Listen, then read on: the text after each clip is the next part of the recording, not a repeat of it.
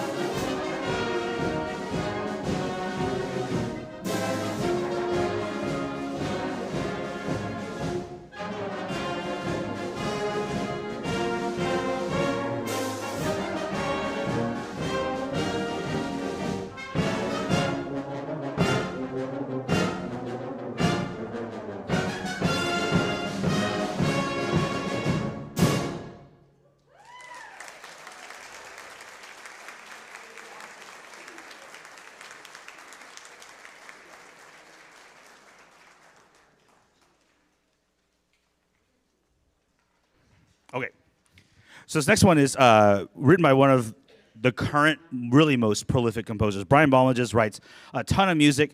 His sweet spot really is mostly in what we call like grade 2 to grade 4, which is mostly like really good, average to good middle school to like kind of middle high school. That's kind of his sweet spot zone.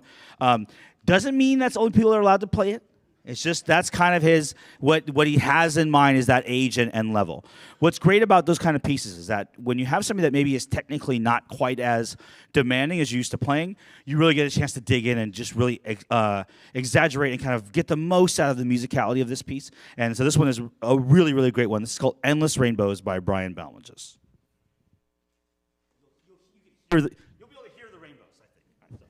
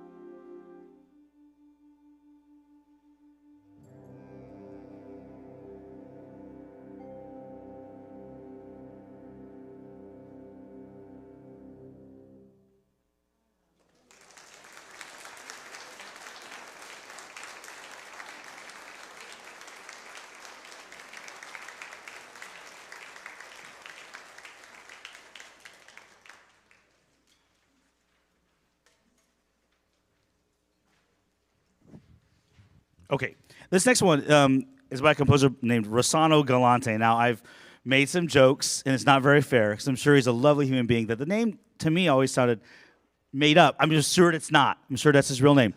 But what's great about him is it's a very dramatic name, and his music is incredibly dramatic. You're about to hear something that could be in a movie. I'm not saying that derogatory at all. This is really just expansive and epic and really like just cinematic music that he writes. So this piece, Rise of the Silver City, is about, is it Indiana?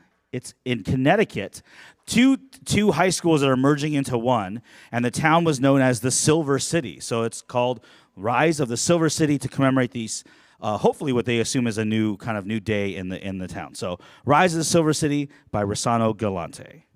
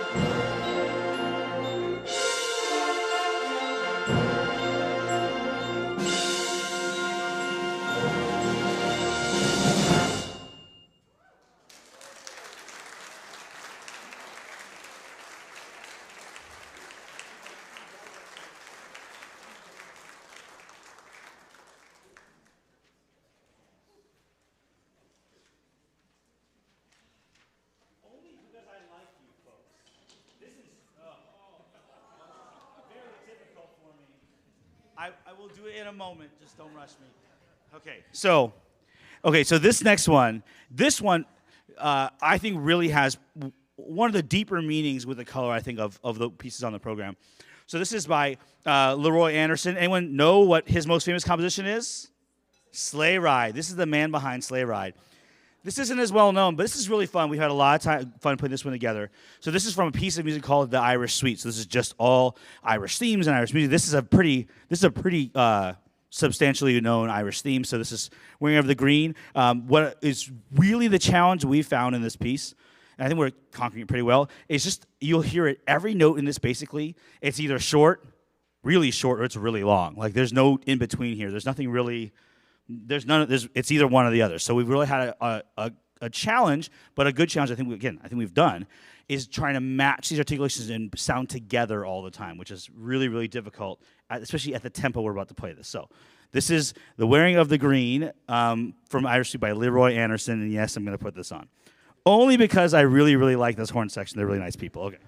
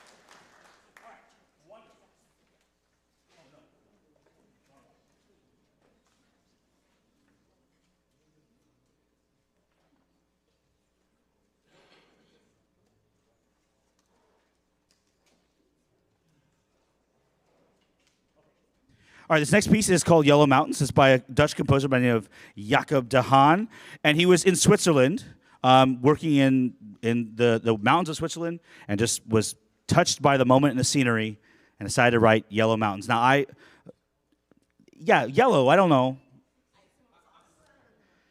The sun. Oh, we'll go with that. I think that's good. That's good.